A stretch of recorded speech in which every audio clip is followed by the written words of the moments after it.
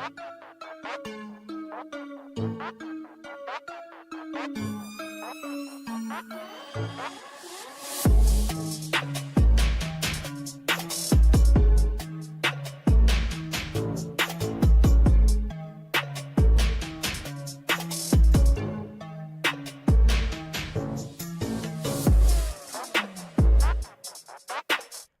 morning, ladies and gentlemen. Welcome back to the aftermath. We are here today for another Morning Slam podcast live here on YouTube.com. Well, you know, the Morning Slam podcast is on YouTube, obviously, but also on Spotify, Google Play or Google Podcasts, whatever the hell it's called, Apple Podcasts. Welcome back. As I fix my do-rag here live on stream, you know, gotta make sure I look good. But man, what a spectacle last night. What a spectacle last night for NXT versus AEW, and we're gonna be talking about all of that here in detail. Controversial stuff. If you've seen the thumbnail, you guys know exactly what I'm talking about.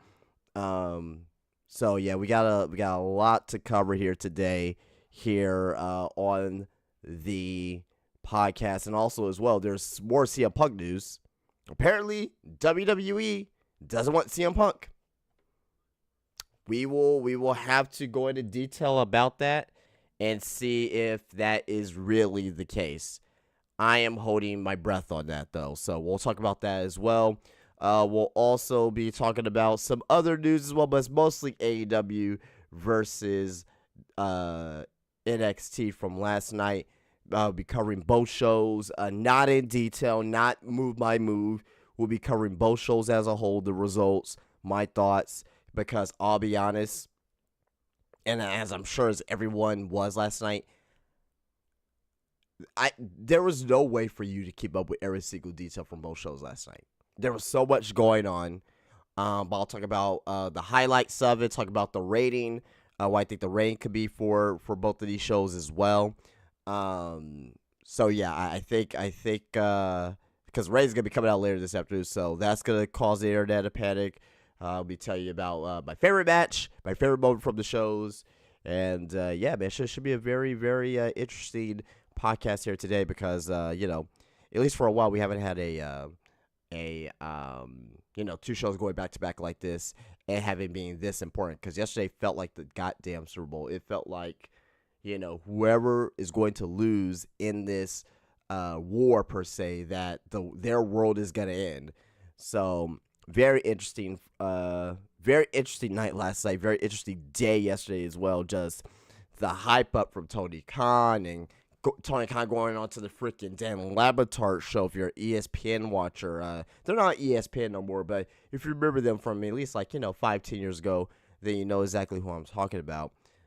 Be on the Dan Labatard show and calling Triple H and Shawn Michaels bald assholes to the fans at I was gonna say Full Sail, but at the Performance Center, line outside the Performance Center the night before, and just, you know, craziness on top of craziness. People watching NXT inside of a suite inside of the arena where AEW was at last night. So AEW Dynamite was going on. Meanwhile, there was people up in the suite watching NXT. Wild night last night. The Twitter was going ballistic over everything. But one thing I will say is that it brings, for the most part, positive light to pro wrestling. It shows, because if you guys didn't know or really cared, NXT and AEW was trading 1 and 2 back and forth in the United States. In the United States, they were trading back and forth 1 and 2. Dynamite was 1 for a little bit. NXT was 2 for a little bit. NXT was 1 for a little bit. Dynamite was 2 for a little bit.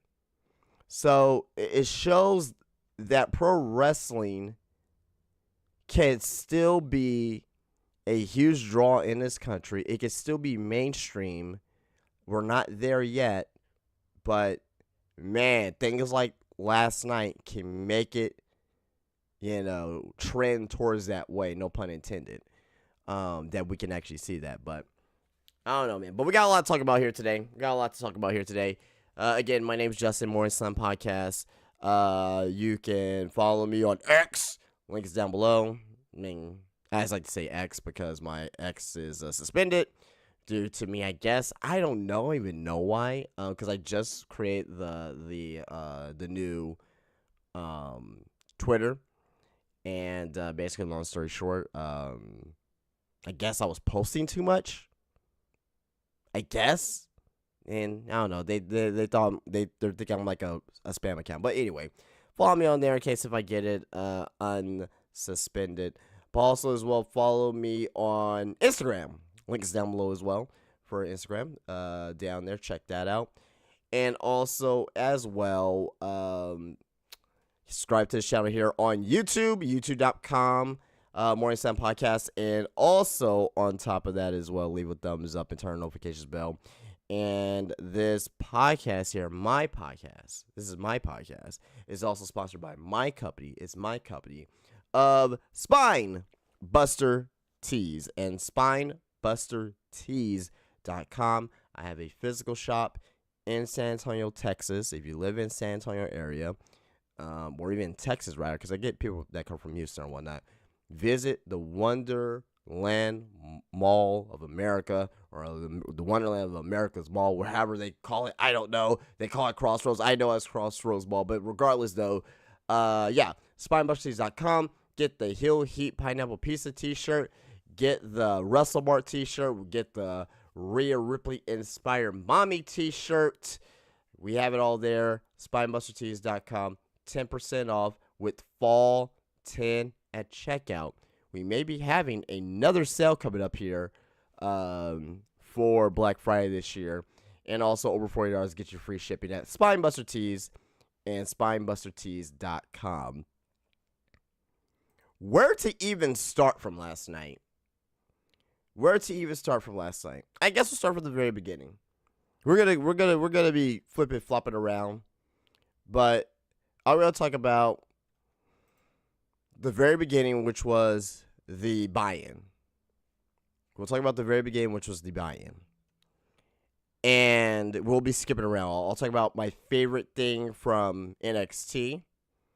Then I'll be talking about my favorite thing from Dynamite, which opened the show. So that's a little hint right there. But let's talk about 0 Hour first. We had Eddie Kingston versus Minoru Suzuki. It was for the 30-minute pre-show buy-in on YouTube or Facebook or X. It was all there. Before the show can even start, it started at 6:30. AEW. This how I knew tonight or last night rather was going to be hyped. This is how I knew last night was going to be hyped. They had 11,000 people waiting for the stream to start. 11,000 people waiting. I can't even get 10 people in here. You know what I mean? But hey, I'm not AEW, so. But 11,000 people waiting. So when the show was actually going on, you had Suzuki versus Eddie Kingston, and I'm not gonna talk about the match that much. The match was not great. Suzuki, love him. He's Death Grandpa. He's great. He's a scary son of a bitch. But it was nothing but machine gun chops.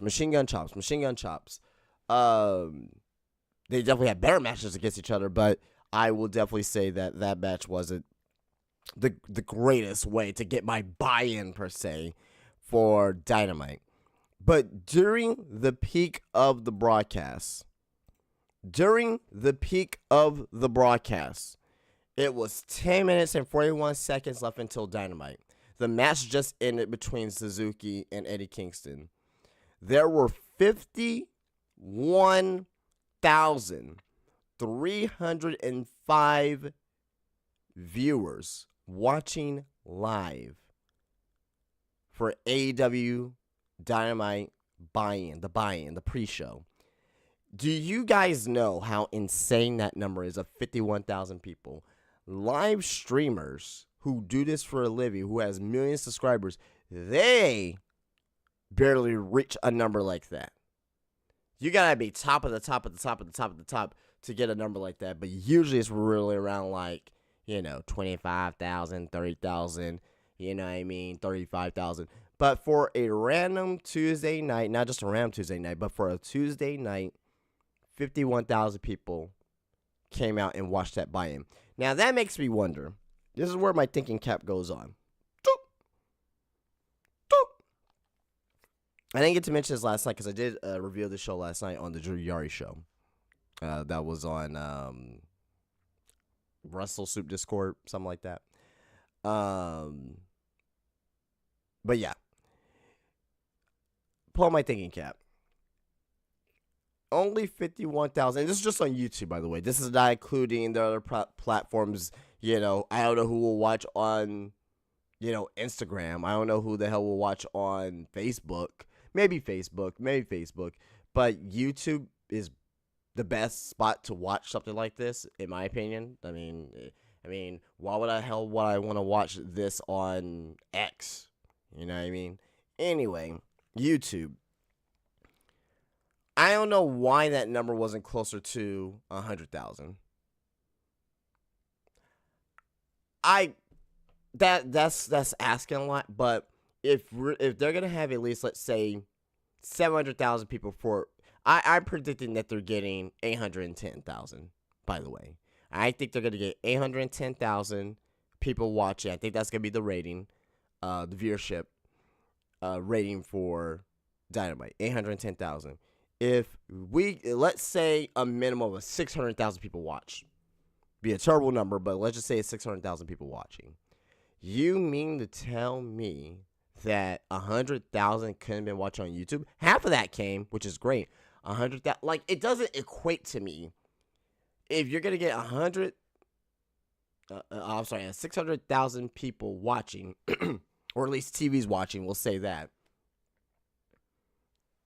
We couldn't get 100K on YouTube. And again, I'm not trying to poo-poo it. It's just the way that I'm thinking, because this audience in particular is more into, they're more the hardcore audience. The guys watch podcasts like this. They, they're all on, Meltzer and Sean Ross Sapp and, PW Insider, all that stuff, right? They are the internet wrestling community, the IWC, right? I would figure that number would be higher. Now, despite that being said, it was a fucking phenomenal number. 51,000 people watching your pre-show on YouTube. That's a phenomenal number. Phenomenal number. So, that's it for the pre-show. Now, I want to talk about my favorite thing from both shows. We'll start with NXT. Let's give NXT some love here.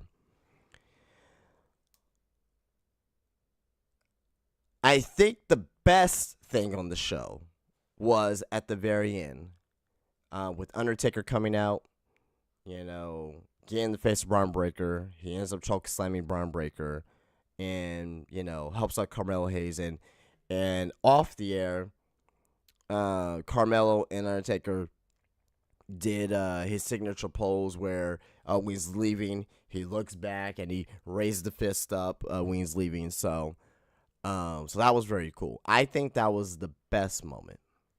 My favorite moment from last night it wasn't John Cena, it wasn't Cody Rhodes, it wasn't LA Knight who came out there, it wasn't Sosa Cole, who I missed originally because I was paying attention to the Edge match.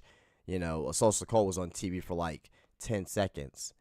It wasn't Asuka. It wasn't Paul Heyman. It wasn't any of those guys.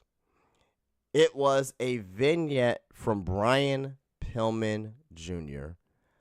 I thought this vignette was, I'm going to say, incredible. Just incredible. The emotion in this promo, you can tell that, obviously he loves his dad and all that stuff, but you can tell that he's been chomping at the bit for this moment. You could tell that he's been chomping at the bit for this moment, and that he's really looking into, doing something like this for a very, very long time. So I'm all for it. I think it's something that is gonna be different for him. He stated his name was King, like for like Lexus, right? Obviously, like Lexus King. I thought it was great. I thought it was fantastic on how they put it together. You know what I mean? So we'll see if he's gonna be like a loose cannon type gimmick, but he's gonna be coming soon. He's gonna be coming soon to NXT, and it just raved. They just a lot of fans online raved about this as well. So I thought it was stellar. We'll see what his character brings. We'll see what his music is, but I don't know if we're gonna get a loose cannon junior. But he says I'm no one's damn junior too. So I don't know. We'll have to wait and see. But that was my favorite thing from last night. Period. I thought that was a stellar promo. That's how you bring in somebody. And again, I forgot to say, we got Jade Cargill on NXT last night. She wasn't on TV. I mean, she was on TV, but she wasn't like, in the arena or anything like that. She just said, kind of same thing that she did at Fastlane. Came at Shawn Michaels. Totally cool with that. So, very, very good stuff. Very good stuff on the side for Brian Pillman Jr. Can't wait to see that. So, we're going to open up Dynamite, which was my favorite thing of the night for Dynamite was the opening match, Bryan Danielson versus Swerve Strickland. Now, I was going back and forth between two shows. I cannot tell you in good faith that I saw every single detail. So every single thing in this match, I did not, because Cody was on NXT at that time, and also because Asuka versus Roxanne Perez was happening during that time. Both had 30-minute, commercial-free segments. So, and actually, NXT went 29 minutes. AEW went like 44 minutes. So, 44 minutes commercial-free for AEW. But Dynamite opened up with Christian Cage. He said that he's either okay with Bryan Danielson or Swerve winning, and basically just opened up. This is one little nitpick I have about Dynamite, about what they did last night. I think that I understand they open up with Christian Cage. They want to open up with one of your hottest acts. Totally get it. Totally understand it. I didn't think that was a necessary promo in the truck. They kind of wasted time a little bit. They did a full opening at the beginning of the show. Wasted time. They need to go from point to point, quick to quick to quick to quick to quick. They gotta be quicker, especially when they're going against WWE. WWE felt more NXT rather. It felt more fluid. It felt more like nothing really overstayed its welcome on the show. Nothing felt too long. Nothing felt too short. Nothing overstayed its welcome. NXT timed everything perfectly to a T. Everything felt appropriate last night. There are some things on AEW that felt too long. Some things I felt that was unnecessary. This Christian Cage beginning, I don't think it was needed. It could have given time to some other stuff, I thought, but they did a full opening. That 30-second opening. That took time away as well. That 30 seconds does mean something on a show like this. But Swerve and Bryan Danielson, I can't tell you on how great this match was for what I saw, because like I said, I didn't see everything. But this was match of the night from both shows. What I can tell you is that these two are fucking great at what they do. When I was looking, because I had NXT right here in front of me, then I had AEW in the back on my bigger TV, and I was switching back and forth between volumes and things of that nature. But at one point, I I remember seeing Swerve doing a double foot stop to Bryan Danielson from the top rope onto the edge of the ring. Just sick shit. But it was a great match. Not Danielson, but Swerve hits the house call on Danielson after a distraction from Hangman Adam Page. You see Bryan Danielson gets the pinfall after the Bicycle knee, because I think he hit two of them. He hit two Bicycle knees on Swerve to get the pinfall, the 1-2-3 victory. I got to go back and watch this match in full. I have to really appreciate it. You know what I mean? Because we had Cody going on NXT. But again, I'm not going to go through everything in detail because there's other news that I have to cover too as well. So I'm going to start picking up the speed here because I want to talk about my two favorite things in detail, the Brian Pillman Jr. Vignette and this match here. I know I didn't go in much detail about it because, again, there was so much going on, especially at the beginning of the show. It was a lot going on. So, but I mean, there was good transitions and heel hooks and half crabs from Danielson. There was house calls and kicks and double foot stomps and near falls and just everything that was going on from Swerve. So I gotta watch the match again in full. But like I said, this was definitely best match of the night from both sides. So let's move on to NXT. Cody Rhodes came out, started the show, did his full entrance. Cody said, he never thought he'd be staying in an NXT ring. He made 3 announcements. He said, I have a couple announcements to make. That's what he says. I have a couple announcements to make. He first announced the men's breakout tournament. Then he also announced, he said, I heard chatter about a certain tag team tournament. So the men's, the Dusty Classic, men's Dusty Tag Team Classic is coming back. I don't know if they're going to be doing men's and women's, but at least the men's for sure. And then he announces that he's going to be the special GM for tonight for NXT. So it was advertised as Cody making a huge announcement. By the way that WWE made it seem like it was going to be bigger than this. Not to say that this was not big, because this was big, right? Announcing your father's a tournament named after your father, that is fantastic stuff. Now that's number one. Now number two, a lot of WWE from last night was more sizzle. It was more sizzle, a lot of promo heavy stuff. Again, like I said, it was more sizzle. And not to say that's bad. I personally, if you enjoyed AEW more, great. If you enjoy AEW more, great, because I thought AEW had the better wrestling on the show, for sure, 100%. Definitely had the better wrestling on the show. But I thought NXT had the better, obviously, stories for one, but also number two, everything felt natural. It got from point A to point B to point C to point D in a natural flow. AEW didn't really have a natural flow, so I think that kind of hurt the show. Like I said, I think some segments went too long, which we'll be talking about here in a second. But after that, after his little intro, Ilya Dragunov comes down to the ring, welcomes Cody to NXT. He says Cody's announcements give hope to NXT.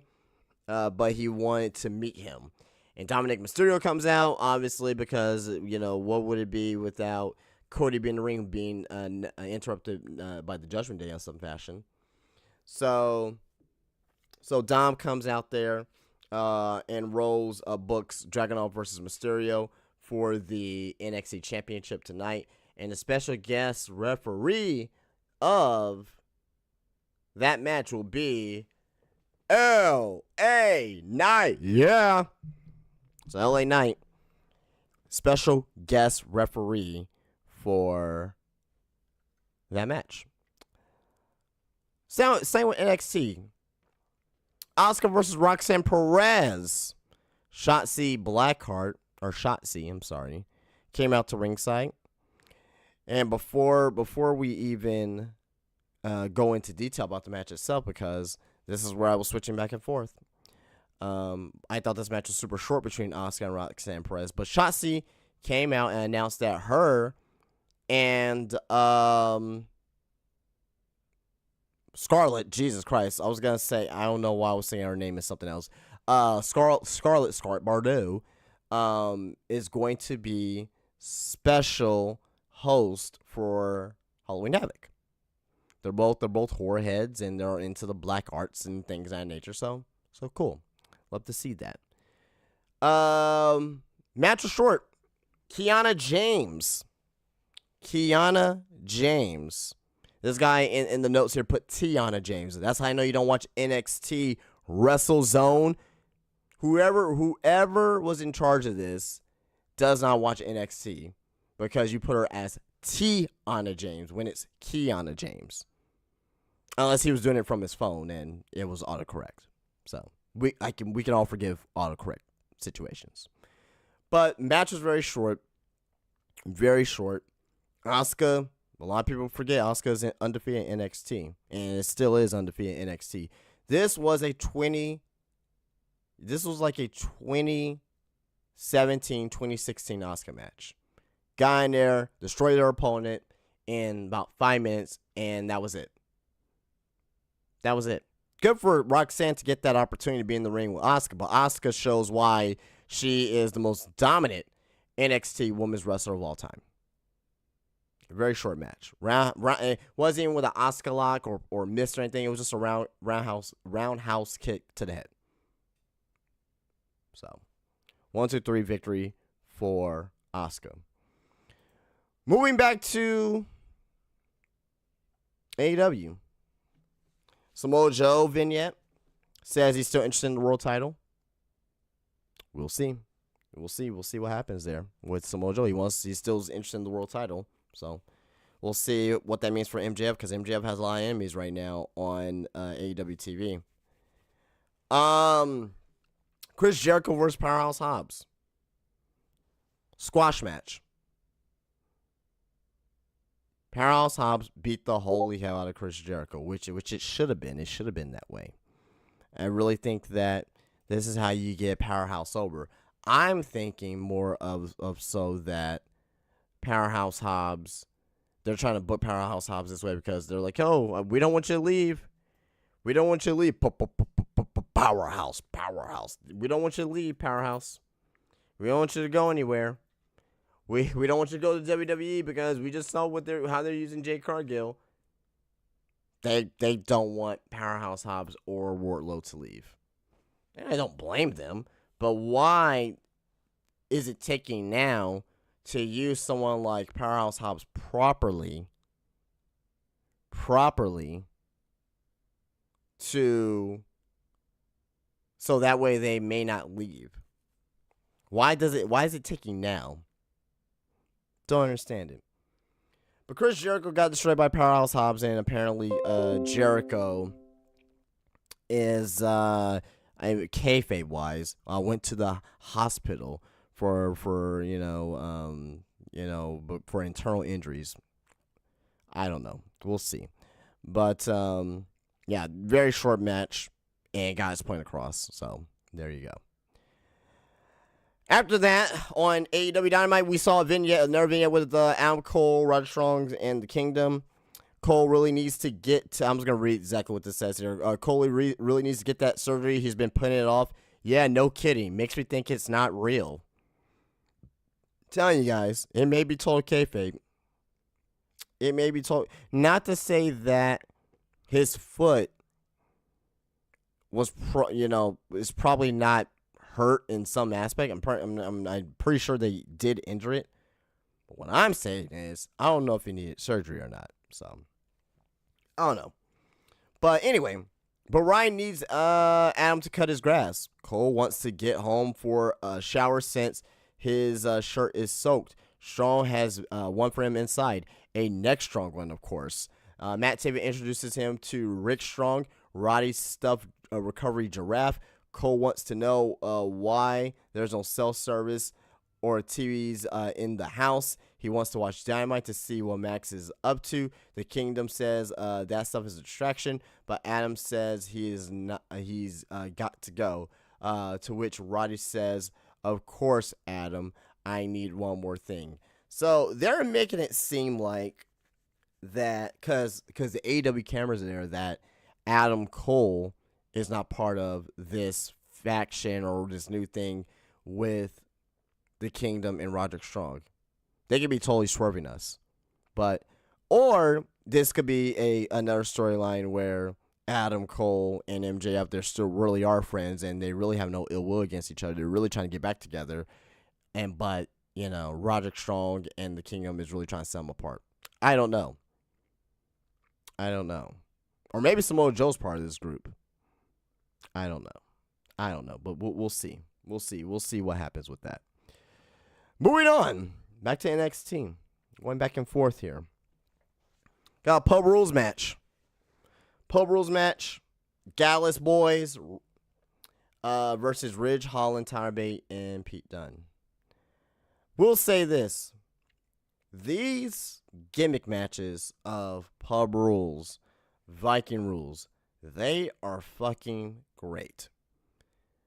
Like, maybe it's too gimmicky? Yes, for sure, and maybe a little bit too gimmicky, but like, this was a very fun match. Didn't overstay its welcome. It did what it needed to do. It did its job. Gallus, Gallus and I was calling the Brawling Brutes just to make it easier. Brawling Brutes were just being the holy hell at each other. One point in the match, early in the match, you see Pete Dunne stabbing Joe Coffey in the hand with a dart in his wrist tape, even though we know that he wasn't getting his hand stabbed. But you saw table spots, you saw glass spots with beer mugs and all that stuff. Very quick match, but the end came after Joe Coffey got hit with a pint of beer, and then Holland, Bates, and Dunn did a triple powerbomb through the table, and there was glass too. For the 1-2-3 pinfall. Short match, got its point across, and hey man, I can't really complain. Can't really complain about that at all. Did what I need to do for the Pub Rules match, and we'll see where this goes from there, because this is a feud that is happening on NXT TV. Who knows? Is Tyler Bate getting called up to the main roster? I don't know. We'll have to wait and see, but yeah. Moving on NXT. After that match, Lyra Valkyria is backstage for a promo, but she's interrupted by Tegan Nox. Lyra looks reluctant to hear her, and Tegan says she was close to being Becky Lynch on Raw. She wants to put Lyra, put her through a time match with Becky on hold, but Lyra says she's not letting anyone get in her way. So Tegan Nox showing up on NXT. Good stuff. Let's move back to AEW here. Rey Fenix versus Orange Cassidy. When is it supposed to be Jon Moxley? Jon Moxley wasn't cleared. I don't know if Tony Khan knew that he wasn't cleared, wanted to promote Jon Moxley and use Orange Cassidy as a secondary place. Why would Tony Khan advertise Jon Moxley for this match if he was not magically cleared in the first place? I don't know. It was a Reigns war. Gotta announce Jon Moxley. That's one of the things that felt a little salty to me. A little salty to me from last night. Like, you knew that Moxley wasn't cleared. Why would you advertise him if he wasn't cleared? Let him get cleared first, then advertise him. I don't know. Orange Cassidy is your new Air Announced champion. They want to get that title for Rey Fenix so quickly. Rey Fenix, love him to death, but he's he could be a singles guy, but just not right now. So Orange Cassidy wins with an orange punch. 1, 2, 3. Wardlow. Well, they did. Okay, so this is when they went to commercial break. First commercial break happened right here. They did the Timeless Tony Storm movie. It was a movie, but it was a silent movie. At the time when I was seeing it, I was like, why are they going to? And I still think this way as well. Why would you go to a commercial break, your very first commercial break for your hottest woman's wrestler on the roster? She deserves full screen time. I think they should have swapped Orange Cassidy and Tony Storm segment, so Orange Cassidy and Rey Fenix could have got a little bit of that picture-in-picture, and we'll come back for like the last 3 minutes of the match for Orange Cassidy and Rey Fenix. I don't know. I thought that was dumb. I didn't think that. I didn't think that was something that was smart to do, and there was people complaining about it online too as well. So, it is what it is. I'm not, at the end of the day, I'm not, the guy that is, paying for the show. I'm not this guy that's running the show, but that's how I would have done it. But you also had Wardlow versus Matt Sydal squash match. It was less than 50 seconds. 4 power bombs. Matt Sydal, just gets destroyed by Wardlow. It was stopped by referee. It wasn't even a pinfall. Just what can you say about it? Wardlow looks strong, but I'm gonna hold my breath. But Wardlow, a lot of people didn't see this last night, and I kind of noticed this when I saw like the 50-second match. He had MJF on his wrist tape. What does that mean? Who knows? Moving on NXT, Dominic versus Ilya Dragunov. I'm just going to get through these quickly because, look, we got a lot more to talk about here. We got CM Punk news that we got to talk about here. But Ilya Dragunov wins. There were shenanigans here. Finn Balor came out there. J.D. McDonough came out there. Trick Williams came out there. Rhea Ripley was out there, obviously. It was a fun match. If you want to go back and watch it in full, go back and watch it in full. But not really something to really talk about. The one thing I will say is that why would you have your champions should not be losing on your show. Your champions should not be losing on your show at all. And I'm talking about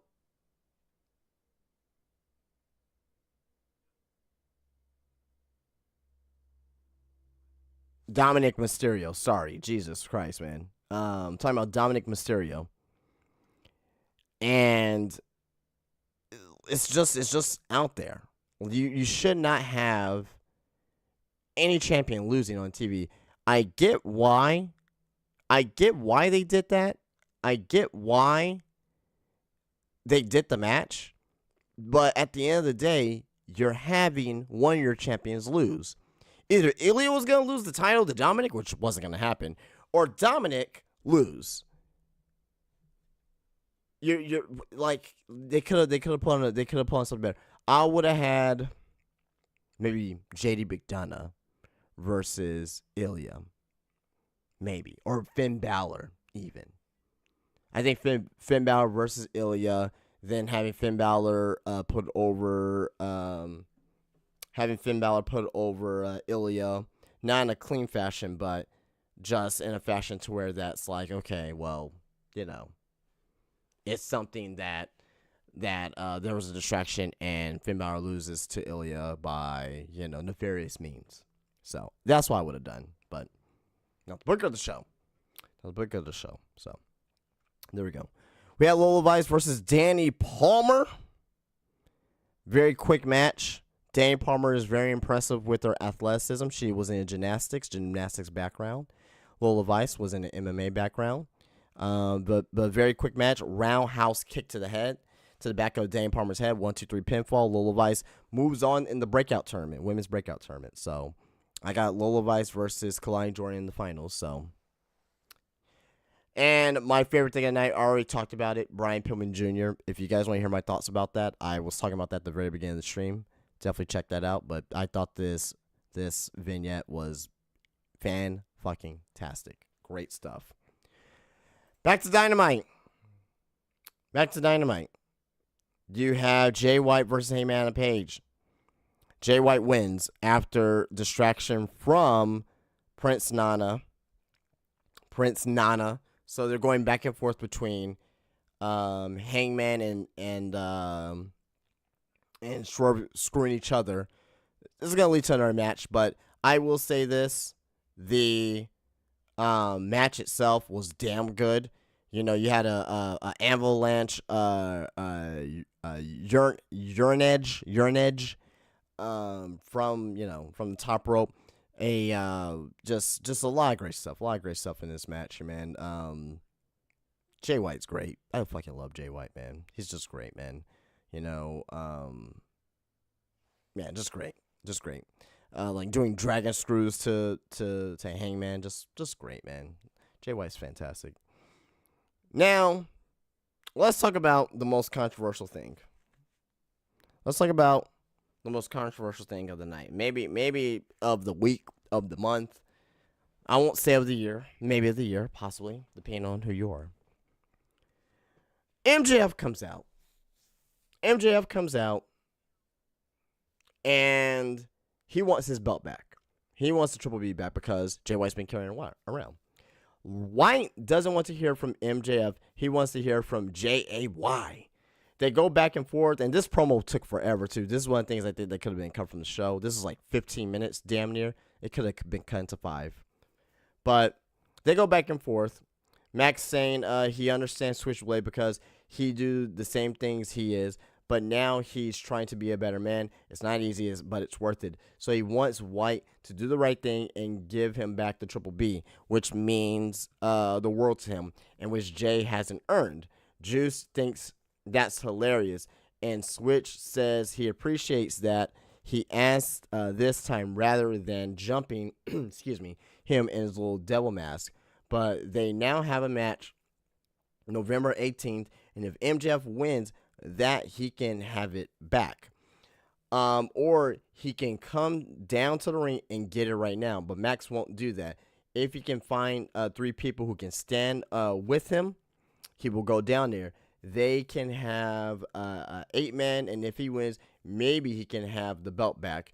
Robinson, this is where it gets interesting. Truce Robinson gets on the mic calling the champ by his last name, Friedman, and revealing the Dynamite Diamond Battle Royal is next week. He says he's going to win. Then he reveals a roll of quarters written on it. And he says after he knocks him out with those, he's going to, but MJF incensed, cuts him off, threatening him to not come near him with those quarters. Obviously upset because of the bullying storyline he shared before. So I will say this because I'm on YouTube and I don't want this to get flagged. Everyone's talking about the roll of quarters from Juice Robinson.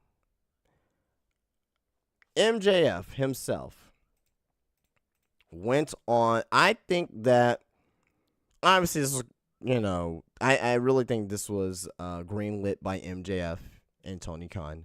I get what's happening on the other side of the world right now. Was it distasteful? Yes, it was distasteful. I'm not gonna sit here and say that it wasn't distasteful. It was wrong. This is actually not my place to even talk about this. But this is a wrestling podcast, and I'm gonna talk about the wrestling angle part of it. I do not think that Juice Robinson, the Bullet Club, went down to that ring to,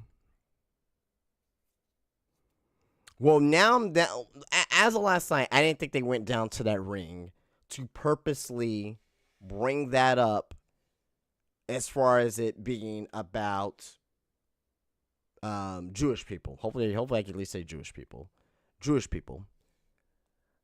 I think it was more of bullies who bullied MJF, used to torment him with rolls of quarters. I personally don't think it has anything to do with MJF being Jewish. It's really just bullies being bullies, and what used to torment Maxwell was getting hit with the roll of quarters. And also as well, a lot of people don't understand that Juice Robinson has a finisher called the God of Hand, where he uses a roll of quarters at some point to knock his opponent out. So this is part of Juice Robinson's gimmick as well. He just happens to put Freeman's name on the roll quarters. So, I don't know. But this is what MJF said on Twitter last night. X. Tonight, that piece of shit Juice Robinson decided to bring up a story from my childhood that left me scarred. I'm glad he did. He brought awareness to something we've all gone through in one way, shape, or form in our lives. On behalf of everyone who's ever been bullied for being different in any capacity, I look forward to leaving him scarred too. I also look forward to this Thursday, and it says hashtag stand up to Jewish hate. It says MJF speaks for stand up to Jewish hate Thursday, October 12th, which is tomorrow, 10 a.m. at Gillette Stadium, Foxborough, Massachusetts. So, again, this is not my place. This is not my place. If this is about, a cop, killing an unarmed black man, who wasn't resisting arrest, that's my space. That's my space I can talk about. I could talk about that all day. But this here, I'm just going to leave it at this. I'm not even comfortable even saying it, but MJF, I'm not sure if he, again, I don't know if he greenlit this or whatnot. I'm pretty sure they had to talk to each other back, just like, hey, this is what we're going to do. I don't know if this is I don't even want to say publicity stunt, but I don't know if this is just, again, bringing awareness, as he said. He wants to bring awareness to this because he's going to be doing this speech, doing to what's going on across, on the other side of the world. But I'm going to leave it at that. I'll let you guys make your decisions. If you guys want to sound off in the comments about it, go for it. But again, I like that as far as I'm going to go with that. So, but a lot of people got heated about it online. There's people saying cancel AEW and all this stuff because of that promo last night with Juice Robinson and MJF. It's not my space. I'm not even gonna get into that. Hikaru Shida versus Saraya. Hikaru Shida wins. She is the new AEW Women's Champion for the third time. I don't understand why we took the title off of Shida in the first place. If Saraya was going to lose the championship here, why have her win? I know why she won at Wembley. Obviously, is because it's in her hometown, London. I get it. I totally understand. They wanted to have a moment for her and her family. They totally understand it. But they could have gone this a different way. They could have gone this a whole different way. What they could have done, I don't know, because this AEW Women's Division is shot. It is shit.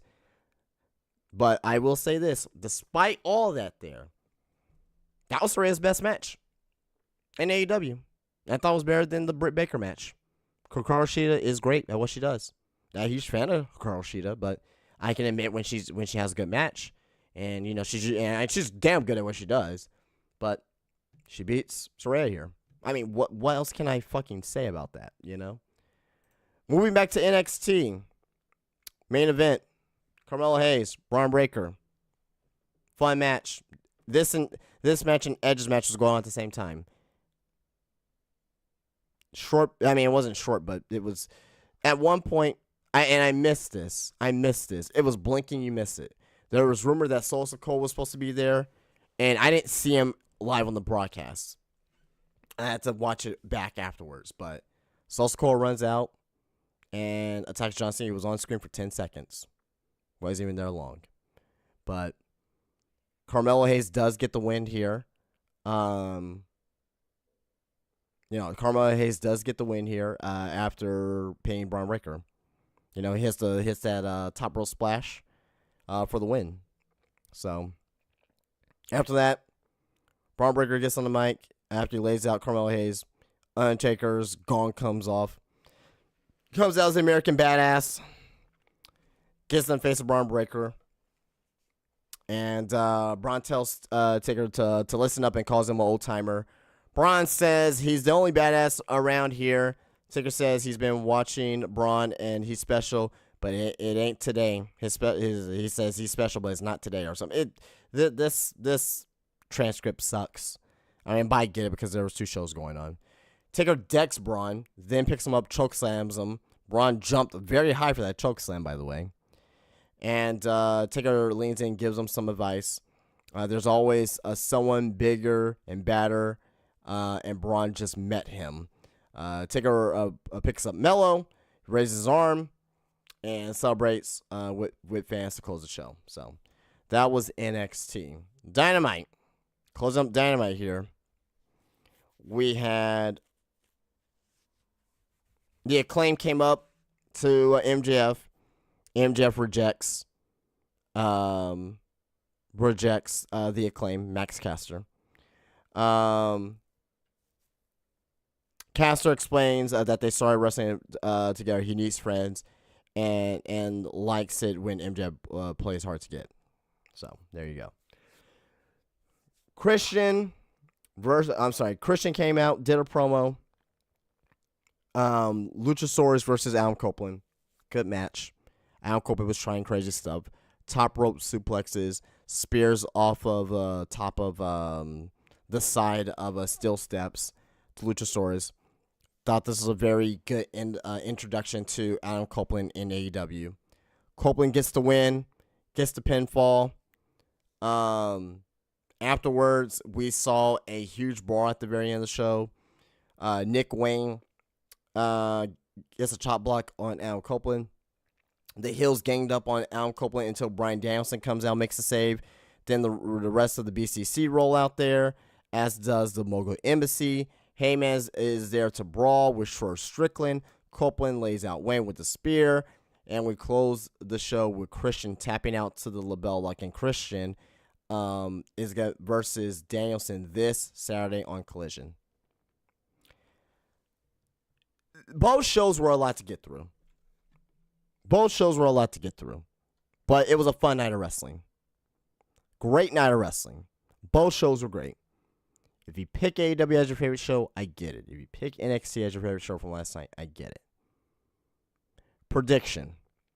As I said yesterday, I'm going to go with 1.2 million for NXT, 110,000 for AEW. That's my opinion. Moving on to the other news of the day. I'm quite tired, so I may call this stream early today. I was up till 1 a.m. this morning. Got barely got six and a half hours of sleep. So there you go. And I gotta get ready for work too. So there's a lot of stuff going on. But regardless, we have CM Punk news. Yesterday came out, like a few hours before the festivities of last night, that WWE turned down CM Punk. And that currently right now there was no real discussions between CM Punk and WWE. This came from Dave Meltzer, Wrestling Observer, and it says this here. WWE, turned him down, CM Punk. He wanted to go there, and the decision was no. It can always change, and it was brought up to me. There was no such thing as no forever when it comes to WWE, but it's no for now. That was the decision made. It's Vince McMahon. It's Vince's decision. Vince, Nick Khan, Paul Levesque, and obviously they decided that the negatives outweighed the positives. So, I will say this.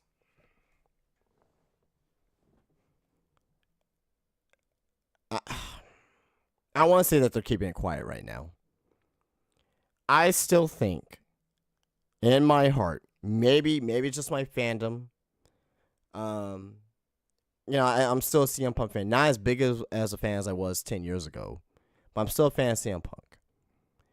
And I think that this is all smoke and mirrors. I still think there's a still a good chance to get CM Punk back in WWE before Survivor Series. I know there's still ill will there. There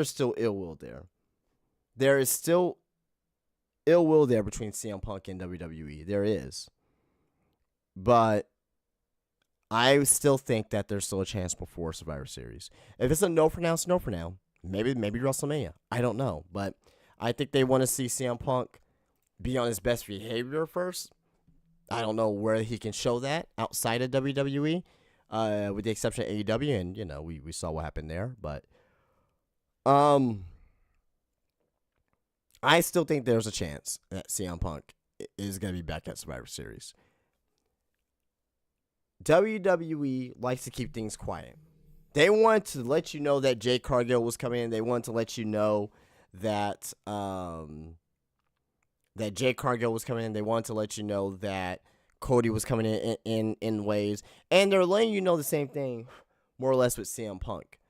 I don't believe the story 100% to be true. I just don't. I think that there is still smoke to this fire. I think they're trying to swerve us. Why they want to do that? Because this will be the biggest signing from AEW. Since Cody Rhodes. This will be like the fourth signing though, because you had Brian Pillman Jr., which is great, Jay Cargill, Cody Rhodes, CM Punk. But CM Punk, at this time, he's not bigger than Cody Rhodes, I don't think. To WWE. But to WWE, they're gonna let CM Punk go out there with a microphone and just let him just do whatever the fuck he wants. Not whatever the fuck he wants, but like just bury the hell out of AEW. I don't think WWE wants to miss that. I don't think WWE, they're saying that the negatives outweigh the positives. How is that possible when his merch is going to sell? That he's going to get more eyes and ears on the product. That, the potential feuds there and the potential TV programs that can happen. I don't see that. I don't see that at all. But we'll see what happens with CM Punk.